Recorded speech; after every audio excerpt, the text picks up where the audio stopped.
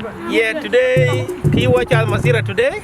The cool PS, the Chukriso, you're John, the cool, and the Toy. And this is why what to me today. Careful that a toy young who can a jot, rather than a free. So a clear, and a Ben Kulu, a Neligam, then a brother George Chukriso. It didn't go home with John Legend. I can along. Walk a Dinka congregation in Melton, Victoria. So, what you will live with ya? We wish you happy Easter today. Krisano, get there finally gum.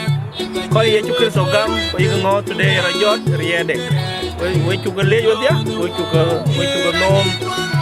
Ganga Kuya, they would pure me to walk in the Wunga with your village. And they shall a young call cave and come here to Kriso get to learn there. What want you feel near the cool and the general to you.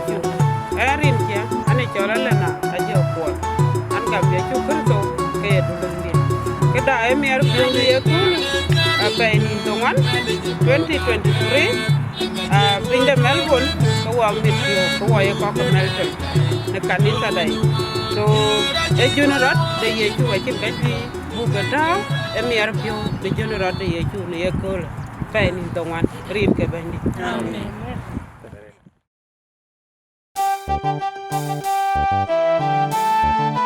Sun City Records.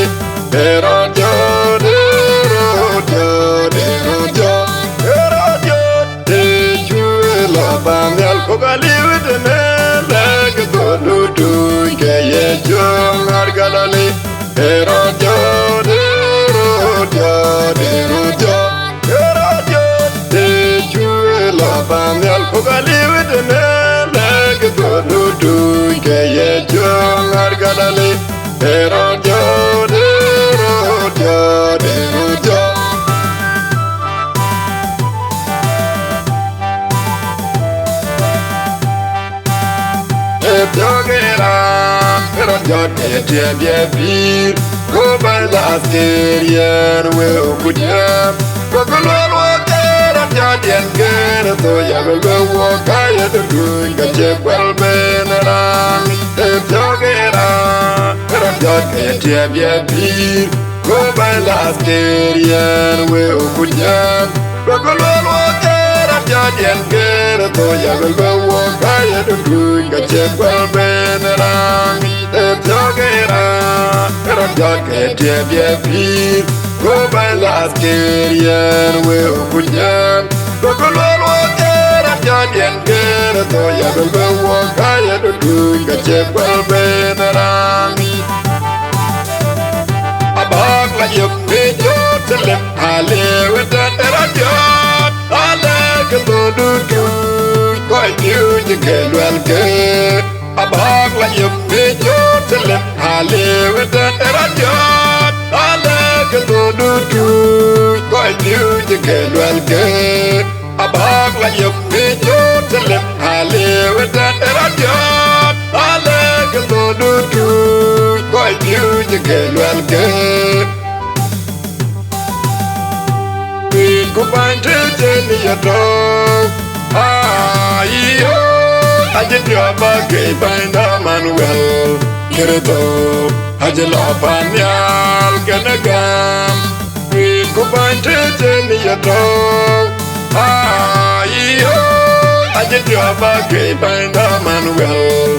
Get it up. I just love on y'all. Get a gum. We go find it in your dog. I did your buggy find a manuel. Get it up, I just love on ya.